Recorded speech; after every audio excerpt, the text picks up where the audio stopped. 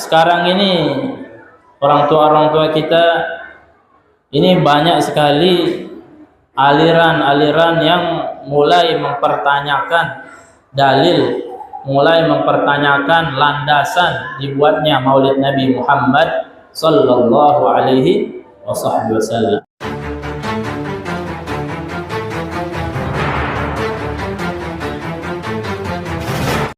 Alhamdulillah wassalatu wassalamu ala sayyidina Rasulillah Muhammad ibn Abdillah wa ala alihi wa sahbihi wa man walah wa la hawla wa la quwwata illa billahil aliyyil azim.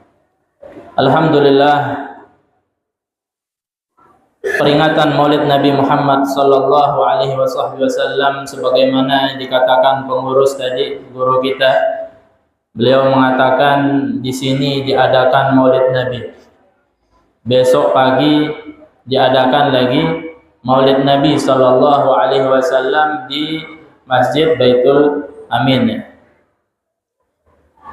Karena di sini kata beliau kiblatnya atau mengikuti Masjid Baitul Amin. Di sini diadakan Maulid, di Baitul Amin diadakan Maulid.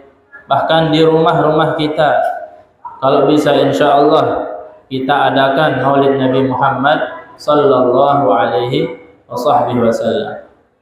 Dibacakan salawat di rumah-rumah kita, dibacakan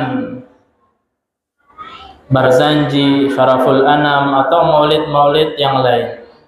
Karena dikatakan oleh para ulama, ketika dibacakan Maulid Nabi Muhammad sallallahu alaihi wasallam di suatu tempat, ketika mahlul qiyam atau serakalan, ketika ya Nabi salam alaika, ya Rasul salam alaika, ya Habib salam alaika, salawatullah alaika. Ketika mahalul qiyam dibacakan asyraqal seperti itu, dikatakan oleh para ulama, ruh Nabi sallallahu alaihi wasallam itu hadir di tempat tersebut. Bayangkan Nabi sallallahu alaihi wasallam hadir di rumah kita ketika dibacakan kitab Maulid Nabi Muhammad sallallahu alaihi wasallam. Makanya ketika dibacakan mahlul qiyam atau asyraqal tersebut, itu oleh para ulama kita dianjurkan untuk berdiri. Karena apa? Karena kita menyambut kedatangan Nabi Muhammad sallallahu alaihi wasallam. Siapa yang mengatakan itu? Para ulama. Dari mana dalilnya? Ada dalilnya oleh para ulama. Karena sekarang ini orang tua kita ini banyak sekali aliran-aliran yang mulai mempertanyakan dalil, mulai mempertanyakan landasan dibuatnya Maulid Nabi Muhammad sallallahu alaihi wasallam. Katanya bid'ah, tidak ada di zaman Nabi. Kullu bid'atin dhalalah. Kalau yang baru-baru tidak ada di zaman Nabi itu sesat. Wa kullu dhalalatin finnar. Kalau yang sesat itu tempatnya di neraka. Kata mereka begitu. Maulid ini bid'ah kata mereka. Kalau maulid ini bid'ah kata kita, kata tiang, maka yang paling dulu masuk neraka ya panitia ini. Baru setelah itu ya tiang yang ceramah. Paling depan nanti masuk nerakanya. Na'udzubillahi min dzalik. Kalau memang itu bid'ah. Memang bid'ah, suatu yang baru diadakan seperti ini kita berkumpul. Tapi bid'ah itu kata para ulama itu dibagi menjadi dua. Ada bid'ah hasanah yang baik, ada bid'ah dhalalah yang sesat. Kalau yang hasanah yang baik artinya suatu yang baru itu tetapi sesuai dengan landasan Al-Quran dan sunnah. Ada contohnya. Maulid ada contohnya apa tidak? Ada. Bahkan di Al-Quran juga ada maulid, peringatan maulid. Bahkan mulai dari Nabi Adam ada maulidnya di dalam Al-Quran. Coba kita buka surah Al-Baqarah. Wa idh qala rabbuka lil malaikati inni ja'ilun fil ardi khalifah. Bahkan belum lahir Allah sudah ceritakan. Allah ceritakan kepada malaikatnya, saya akan menciptakan seorang khalifah. Maulid itu artinya waktu lahir. Ini belum lahir sudah diceritakan. Kemudian Allah ceritakan selanjutnya di ayat-ayat di surat-surat yang lain bagaimana penciptaannya, bagaimana bisa wujudnya Nabi Adam tersebut. Diciptakan dari air dan tanah. Kemudian setelah itu kisah perjalanan hidupnya Nabi Adam. Bagaimana Nabi Adam ditempatkan di suatu tempat seperti surga. Kemudian perjalanan beliau selanjutnya dikisahkan di dalam Al-Quran. Kemudian Nabi siapa lagi? Nabi Musa alaihissalam. Nabi yang paling banyak kisahnya di dalam Al-Quran. Mulai dari sebelum beliau lahir dikisahkan keadaan zamannya Nabi Musa. Bagaimana Fir'aun mendapatkan ramalan akan hancurnya negerinya, kerajaannya. Kemudian kisah bagaimana Fir'aun membunuh setiap anak-anak Bani Israel yang laki-laki, yang perempuan ditangkap. Ini sebelum lahirnya Nabi Musa, persiapan lahirnya Nabi Musa, dia cari itu anak-anak Bani Israel yang baru lahir itu langsung dibunuh yang laki-laki. Kemudian kisah Nabi Musa ketika lahir, bagaimana sedihnya ibunya ketika melepas sang Nabi Musa alaihissalam di sungai, dianyutkan sampai diketemukan, diangkat menjadi anak oleh istrinya Fir'aun. Ya, ini kisah maulid, kisah maulid Nabi. Bahkan jelas sekali ketika berbicara tentang Nabi Yahya. Siapa Nabi Yahya? Adik-adik kenal Nabi Yahya? Oh, dia asik sendiri adik-adik. Adik-adik yang di luar kenal Nabi Yahya? Enggak, karena belum ketemu. Tiang juga enggak kenal. Nabi Yahya nabi sepupunya kalau tidak salah dengan Nabi Isa. Lahirnya sebelum Nabi Isa. Karena ibunya Nabi Isa, Siti Maryam, diasuh oleh ayahnya Nabi Yahya, yaitu Nabi Zakaria. Nabi Zakaria punya anak namanya Nabi Yahya. Ketika lahir Nabi Yahya, di Al-Quran dikisahkan ucapan Nabi Yahya, wassalamu alaihi. Ucapan Allah tentang Nabi Yahya, wassalamu alaihi yauma wulida. Salam, sejahtera, selamat, kata Allah, hari Nabi Yahya dilahirkan. Yauma wulida. Yauma wulida, hari dilahirkan itu ya maulid.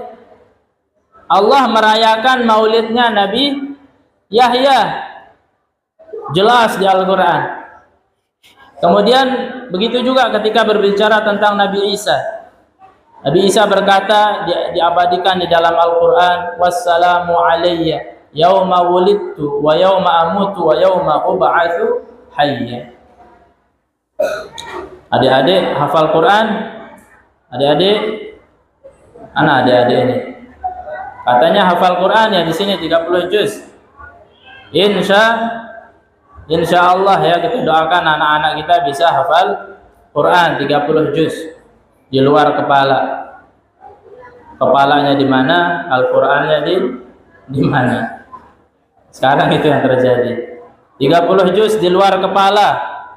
Kepalanya di mana, Al-Qur'annya di mana. Na'udzubillahi min dzalik. Yang sampai Al-Qur'an di rumah kita itu berdebu. Kalau Al-Quran berdebu di rumah kita, artinya tidak tiap hari dibaca. Sedangkan kita umat Nabi Muhammad, kekuatan kita, pegangan kita adalah Al-Quran. Masya Allah tadi anak-anak kita, adik-adik kita bacaan Al-Qurannya Masya Allah, indah, luar biasa. Alhamdulillah. Jadi di Al-Quran mulai dari Nabi Adam sampai Nabi Isa itu dikisahkan kisah kelahirannya oleh Allah Subhanahu wa Ta'ala. Ini contoh maulid di dalam Al-Quran.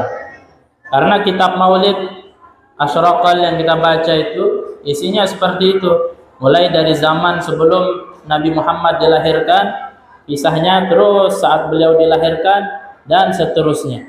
Dikisahkan dalam bentuk syair, dalam bentuk untayan kata-kata dalam bahasa Arab yang indah. Ketika dibaca susunannya sangat indah. Itulah kitab maulid. Ada Barzanji, ada Syaraful Anam, ada Simtud Durar, dan lain sebagainya. Banyak. Mulai dari ulama yang terdahulu sampai ulama yang masih hidup sekarang, banyak yang menulis maulid, kisah kelahiran Nabi Muhammad sallallahu alaihi wasallam. Jadi ada contohnya di Al-Quran. Kemudian di sunnah, hadis Nabi ada juga contohnya. Suatu ketika Nabi Muhammad sallallahu alaihi wasallam ditanya, "Wahai Nabi, engkau ini setiap Senin Kamis itu puasa sunnah." Nabi setiap Senin, setiap Kamis itu puasa. Kalau setiap Kamis dikatakan karena itu hari diangkatnya amal kebaikan kepada Allah Subhanahu wa Ta'ala, maka aku sangat ingin dalam keadaan berpuasa amalku diangkat kepada Allah. Kalau Senin kenapa? Beliau menjawab, "Zalika yaumun wulidtu fihi." Atau kama qala Nabi. Itu hari Senin itu hari saya dilahirkan. Ketika ditanya kenapa puasa? Bukan karena saya cari pahala atau apa. Jawaban Nabi apa? Karena saya dilahirkan di hari Senin. Saya bersyukur kepada Allah atas kelahiran saya. Artinya Nabi sendiri merayakan maulid. Nabi sendiri mengakui keistimewaan yang Allah berikan kepada beliau, manfaatnya kepada umat Nabi Muhammad sallallahu alaihi wasallam. Justru kita ini yang sangat perlu merayakan maulid Nabi Muhammad sallallahu alaihi wasallam. Di dalam kitab-kitab hadis, begitu juga para sahabat merayakan maulid Nabi. Pernah paman Nabi Abbas bin Abdul Muttalib. Nanti anaknya namanya Abdullah bin Abbas, sahabat Nabi, sepupu Nabi. Ini ayahnya Abbas bin Abdul Muttalib, pamannya Nabi Muhammad. Apa yang dilakukan pamannya Nabi Muhammad? Suatu ketika beliau ketika di hadapan Nabi minta izin kepada Nabi, "Wahai Nabi, saya ingin memujimu." Jadi tidak apa-apa paman memuji anaknya. Paman orang tua bangga kepada anaknya, tidak apa-apa. Tidak menurunkan kewibawaan paman atau orang tua tersebut. Paman ngikutin anaknya, keponakannya. Jika keponakannya itu misalnya belajarnya lebih banyak, ilmunya lebih banyak, tidak apa-apa. Justru itu adalah kemuliaan. Karena kita tawadhu, rendah hati karena Allah, itu Allah akan memuliakan kita. Insya Allah. Abbas paman Nabi ini izin, "Wahai Nabi, saya ingin memujimu." Kemudian dibacalah oleh Abbas bin Abdul Muttalib syair untayan pujian kepada Nabi yang begitu panjang, kurang lebih 1 halaman. Untuk mempersingkat waktu, yang bacakan akhirnya, "Wa anta lamma wulidta asyraqatis syamsu wa dha'at binurikal ufuq." Di akhir bait syair itu paman Nabi mengatakan, ketika engkau dilahirkan. Ini maulid, ucapan maulid. Ketika engkau dilahirkan wahai Nabi, itu seluruh penjuru bumi ini bersinar, bercahaya. Dan cahayanya itu sampai nanti hari kiamat. Dan di atas cahaya tersebut, itu kita berjalan, mengarungi jalan hidayah kepada Allah Subhanahu wa Ta'ala. Singkatnya, di Al-Quran, di hadis, kemudian para sahabat Nabi Shallallahu Alaihi Wasallam, semua di dalam hal-hal tersebut ada dalil merayakan Maulid Nabi Muhammad Sallallahu Alaihi Wasallam. Al-Habib Ahmad bin Hasan Al-Attas mengatakan di dalam kitabnya, sesungguhnya tidak ada satu amalan pun yang dilakukan oleh orang tua kita, guru-guru kita, sampai kepada Nabi Muhammad SAW, baca tahlil, baca manaqib, istighosah, dan lain sebagainya. Tidak ada satupun amalan tersebut kecuali saya tahu ada dalilnya di dalam Al-Quran dan di dalam hadis. Istilah gaulnya, kalau ada yang mengatakan maulid bid'ah, ini bid'ah, itu bid'ah, istilah gaulnya dia kurang ngopi, ngopinya kurang jauh. Ayo kita duduk ngopi bareng-bareng, nanti kita ngobrol begitu yang enak. Semua ada dalilnya di dalam Al-Quran dan di dalam hadis. Bahkan di Al-Quran Allah Subhanahu wa taala mengatakan, wa kullan naqussu 'alaika min amba'ir rusuli ma nusabbitu bihi fuadak. Ini berkaitan dengan yang disampaikan tadi oleh pengurus.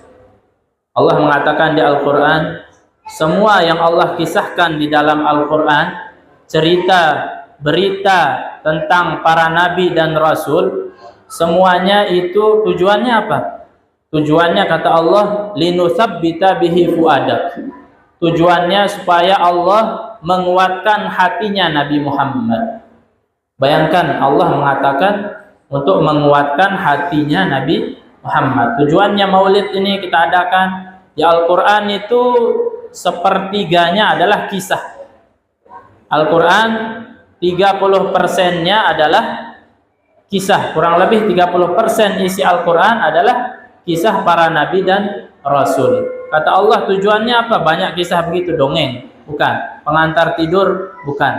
Tujuannya apa? Linutsabbita bihi fuadak.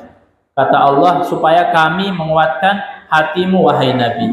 Bayangkan Nabi Muhammad hatinya perlu dikuatkan oleh Allah Subhanahu wa taala. Sebenarnya kata ulama, bukan untuk Nabi Muhammad. Nabi Muhammad itu sudah kuat. Makhluk Allah yang paling kuat siapa? Nabi Muhammad. Di Al-Quran, "Lau anzalna hadzal Qur'an 'ala jabalin la ra'aitahu khashi'an mutasaddian min khasyatillah." Kata Allah di surah Al-Hasyr, kalau kami turunkan Al-Quran ini ke atas gunung, bukit, itu hancur bukit tersebut. Saking kuatnya, agungnya, besarnya Al-Quran ini. Makanya Nabi setiap kali turun Al-Quran, turun wahyu, itu kalau musim dingin, itu Nabi keluar keringatnya, panasan. Kalau musim panas, kebalikannya. Riwayatnya Nabi kalau musim panas turun wahyu, itu beliau menggigil. Saking beratnya wahyu Al-Quran, kemuliaan Al-Quran. Ya ayyuhal muzammil qumil laila illa qalila nisfahu yanqus minhu qalila warattil Qur'ana tartila inna sanulqi 'alaika qawlan tsaqila. Kata Allah, sungguhnya kami menurunkan kepadamu wahai Nabi Quran, wahyu yang berat. Kata Allah. Allah sendiri yang mengatakan berat. Makanya kalau diturunkan di gunung, itu gunung hancur, lebur. Makanya Nabi Muhammad ini makhluk yang paling kuat. Kalau kita dengar kisah Isra dan Mi'raj, ketika sampai batas ingin bertemu dengan Allah, bertatapan dengan Allah, itu malaikat Jibril tidak berani. Mau menembus tahapan yang berikutnya, itu penuh dengan cahaya. Malaikat itu diciptakan dari cahaya, tapi tidak mampu malaikat Jibril. Padahal beliau adalah pimpinannya malaikat. Malaikat itu sayapnya saja dalam riwayat itu bisa menutupi bumi. Bayangkan kuatnya malaikat. Tapi malaikat Jibril tidak bisa menembus cahaya untuk bertemu dengan Allah Subhanahu wa ta'ala. Kata beliau, kata malaikat Jibril, kalau saya lanjut ini saya hancur. Tapi engkau wahai Nabi, kalau engkau lanjut, engkau akan tembus. Engkau bisa melaluinya. Bayangkan kekuatan Nabi Muhammad sallallahu alaihi wasallam. Tapi di ayat yang tadi Allah mengatakan cerita Nabi dan Rasul ini tujuannya untuk menguatkan Nabi Muhammad. Sebenarnya kata ulama itu tujuannya untuk kita yang perlu dikuatkan. Dengan apa? Dengan kisah-kisah para Nabi dan Rasul, khususnya dengan kisah-kisahnya Nabi Muhammad sallallahu alaihi wasallam. Makanya perlu, sangat perlu kita mengadakan Maulid Nabi Muhammad. Kalau bisa, mungkin udah jalan mungkin di musola kita ini setiap minggu, setiap malam Jumat kah atau setiap malam minggu seperti ini diadakan pembacaan Asyraqal Maulid Nabi, dibacakan kisah-kisah tentang Nabi Muhammad, pengajian dan sebagainya, baca kitab apa tentang Nabi Muhammad, sirah nabawiyah, sejarah Nabi Muhammad, tentang akhlak Nabi Muhammad. Tujuannya apa? Untuk membentengi anak-anak kita, untuk menguatkan anak-anak kita. Hadirin bapak-bapak, ibu-ibu yang dimuliakan oleh Allah Subhanahu wa taala. Sebagaimana kata pengurus tadi, betul, teknologi di zaman ini sangat luar biasa. Teknologi ini, media ini, sosmed, apalagi internet, ini bagaikan pisau kata para ulama. Pisau kalau kita gunakan untuk masak, untuk merapikan pohon, tumbuhan, itu manfaat dia. Tapi kalau sebaliknya kita gunakan untuk kejahatan, maka dia menjadi malapetaka. Tergantung siapa yang menggunakannya. Nah, masalahnya pisau ini di tangan anak-anak kita semua. Anak kita yang megang HP, megang handphone ini bagaikan memegang pisau. Dia tidak bisa salah, dia kalau salah menggunakannya maka akan membahayakan dirinya. Dia bisa ketusuk atau temannya yang ketusuk. Na'udzubillahi min dzalik. Siapa yang bilang ini? Bukan tiang. Udah dari dulu di dalam Al-Qur'an sudah disampaikan. Coba buka di surah Fussilat. Di salah satu ayatnya dikatakan, وَقَالَ الَّذِينَ كَفَرُوا لَا تَسْمَعُوا لِهَذَا الْقُرْآنِ وَالْغَوْا فِيهِ لَعَلَّكُمْ تَغْلِبُونَ. Di ayat tersebut Allah menyampaikan strateginya orang kafir di zaman Nabi Muhammad sallallahu alaihi wasallam. Orang kafir musyrik di Makkah saat itu tidak mau agamanya Nabi Muhammad ini menyebar dengan cepat, takut mereka. Jadi mereka membuat strategi segala macam supaya Islam tidak menyebar di Makkah saat itu. Karena apa? Mereka mengatakan di ayat tersebut, berkata orang-orang kafir, la tasma'u li hadzal Qur'an, jangan sekali-kali mendengar Al-Qur'an. Mereka berkata kepada sesama kafirnya atau kepada masyarakat yang belum beriman, jangan sekali-kali pernah dengar Al-Qur'an. Karena diriwayatkan setiap kali mereka mendengar Al-Qur'an, indahnya Al-Qur'an, mereka zaman itu terkenal ahli sastra. Kalau di zamannya Nabi Musa terkenal ahli sihir. Di zamannya Nabi Isa terkenal banyak penyakit sehingga mukjizatnya menyembuhkan orang sakit. Kalau di zaman Nabi Muhammad terkenal mereka ahli bahasa. Maka banyak itu di pasar-pasar itu bukan ngamen, bukan nyanyi. Tapi mereka membacakan syair-syair yang indah. Syair-syair asmara dan lain sebagainya itu di pasar-pasar mereka. Maka Al-Quran turun sebagai mukjizat yang saat itu sesuai dengan waktunya. Jangan sekali-kali dengar Al-Quran, kata orang-orang kafir. Walghaw fihi. Apa strategi mereka? Mereka mengatakan kepada sesama mereka, ilghaw fihi. Lagha yalghu laghun, artinya membuat suara-suara berisik begitu sehingga orang tidak bisa mendengar Al-Quran. Jadi setiap malam di Mekah saat itu Al-Quran belum turun semuanya waktu di Mekah, baru sebagian, tapi para sahabat itu sudah menghafalnya. Dapat surat Al-Alaq misalnya, Iqra' bismi rabbikal ladzi khalaq, dan surat-surat yang lain itu mereka langsung hafal, mereka baca sering. Setiap malam mereka sholat tahajud, qiyamul lail, itu mereka baca Al-Quran. Dan saat itu ya sepi ya, Tidak ada apa namanya suara mesin, tidak ada suara apa, tidak ada kendaraan, tidak ada suara knalpot racing misalnya yang lewat anak-anak muda, tidak ada. Jadi kalau malam itu, dan rumahnya juga kecil-kecil, kalau ada muslim yang baca Quran di rumahnya dengan suara begitu terdengar oleh tetangganya, saking sunyinya. Ya zaman dulu ya, mungkin orang-orang tua kita merasakan zaman ketika masih sepi begitu, suara ya bisa kedengeran gitu dari suara yang jauh. Jadi setiap malam mereka, orang-orang Islam, Muslim, para sahabat itu baca Quran. Kalau didengar sama tetangganya, tetangganya langsung masuk Islam. Saking indahnya Al-Quran. Didengar oleh orang yang lewat di depan rumahnya, langsung masuk Islam besoknya. Saking indahnya mukjizat Al-Quran. Ini orang kafir tidak mau. Jangan dengar Al-Quran. Kemudian setiap malam mereka membuat ilghaw, membuat suara yang berisik sehingga orang tidak dengar Al-Quran. Mungkin mereka saat itu buat dangdutan begitu, kayak dangdutan lah begitu, orkes atau apalah begitu, apa sound horek. Sekarang lagi rame sound horek kalau di Jawa. Orang setel apa speaker besar-besar begitu, saling ngadok speaker. Siapa yang paling besar suaranya, dia yang menang. Ini di zaman itu buat seperti itu, cuma tidak pakai speaker, tidak ada speaker. Ya pakai gendang atau apalah begitu, mereka nyanyi-nyanyi supaya masyarakat tidak mendengar bacaan Al-Quran. Walghaw fihi la'allakum taghlibun, kata mereka. Buat laghun. Jadi lagu bahasa Indonesia itu ngambil dari bahasa Arab. Laghun. Lagha yalghu, laghun artinya suara atau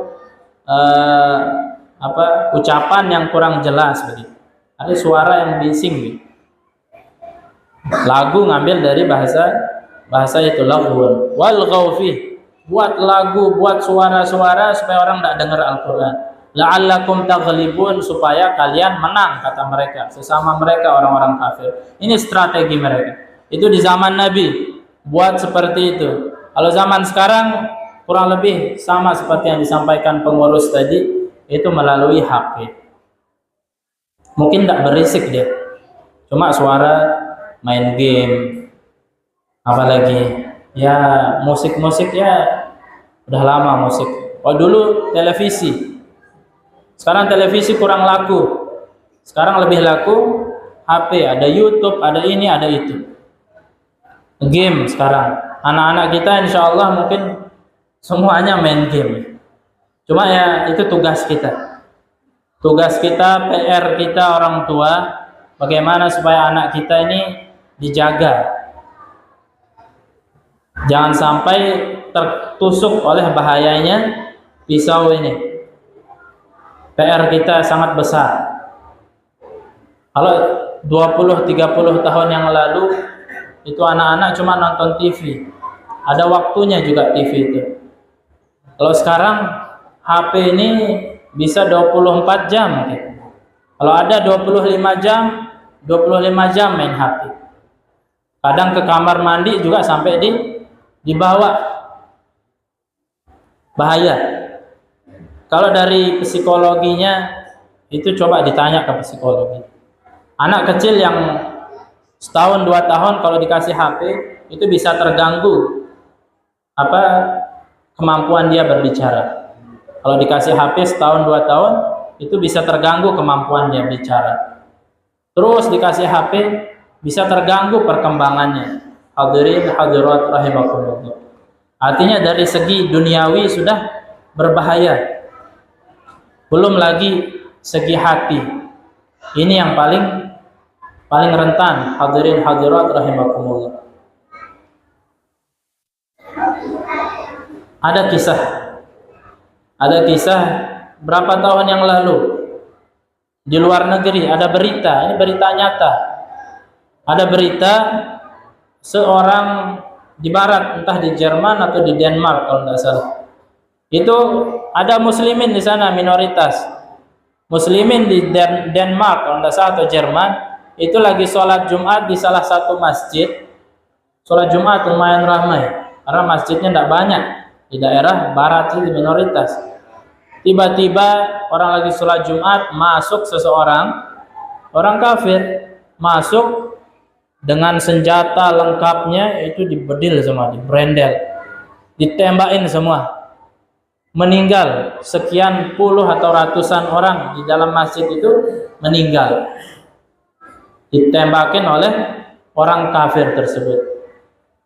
Kemudian ketika dia ditangkap, ditanya, diinterogasi, dengan santai dia jawab, saya terinspirasi sama game. Orang besar, bukan anak kecil, dewasa, di atas 20 tahun. Saya terinspirasi dengan game. Anak-anak ini insya Allah pada tahu apa aja game anak-anak. Adik-adik, game apa aja yang dimainin? Ada FF, apalah namanya, Free Fire. Kalau yang besaran dikit mainnya PUBG. Ini yang menembak tadi orang kafir ini, kalau tidak salah itulah dimainin PUBG itu.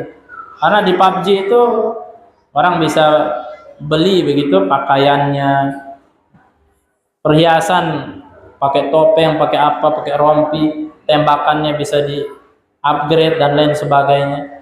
Itu ditiru sama si orang ini, penjahat ini. Ditiru pakai seperti yang ada di game. Dia terbawa lah begitu, masuk ke masjid, ditembakin orang muslim. Karena dianggap orang muslim ini sebagai musuh. Dan tidak pernah diganggu di sana. Di barat itu setiap hari insya Allah ada orang masuk Islam. Karena indahnya akhlaknya kaum muslimin. Insya Allah kita memperbaiki akhlak kita. Itulah yang bisa menjadi pengaruh bagi orang-orang non-muslim. Kembali ke kisah tadi itu, dia jawab karena apa? Karena terinspirasi oleh game. Dia tiru pakaiannya dengan rompi, kayak di game itu pakai topeng yang ada gambarnya begitu. Aneh-aneh memang di game itu dia tiru. Dia beli tembakan entah di mana, itu dia tembakin orang-orang di masjid. Na'udzubillahi min dzalik. Kalau orang kafir kayak begitu, ya karena dia tidak ada kayak kita ya. Kita ada perlindungan, alhamdulillah. Kita sholat 5 waktu. Insya Allah kita ada sholat sunnahnya. Kita ada baca Qur'annya, baca Yasinnya, baca wirid-wirid, sehingga kita ada remnya gitu. Anak kita ada ngajinya ke TPQ, ada baca Qur'annya, ada tilawahnya. Itu jadi rem bagi anak kita sehingga tidak terjerumus kayak orang kafir tadi. Orang kafir tadi dia kalaupun dia sholat dia ke gereja mungkin seminggu sekali. Itu pun kalau dia merasa ada dosanya baru dia tebus di gereja mungkin. Ini kita alhamdulillah sholat 5 waktu. Anak-anak kita sholat 5 waktu, mengaji setiap malam atau sore ke TPQ, belajar agama, itu menjadi remnya. Tapi artinya ingin tiang sampaikan, artinya ada bahaya itu. Bahaya yang sangat mempengaruhi hati dan jiwa anak-anak kita. Insya Allah kita bisa menjadi lebih bijak lagi sebagai orang tua dalam menjaga anak-anak kita, adik-adik kita, dalam kita sering ajak juga ke majelis-majelis ilmu, majelis-majelis maulid, sehingga bisa mencontoh baginda Nabi besar Muhammad sallallahu alaihi wasallam. Kita jaga anak-anak kita guna untuk menggunakan waktunya untuk hal-hal yang lebih bermanfaat. Amin amin ya rabbal alamin. Yang mohon maaf jika pengajian ini atau penyampaian ceramah ini terlalu panjang. Insyaallah bermanfaat bagi tiang pribadi. Sallallahu ala sayyidina Muhammad nabil ummi wa ala alihi wasallam. Walhamdulillahirabbil alamin. Wassalamualaikum warahmatullahi wabarakatuh.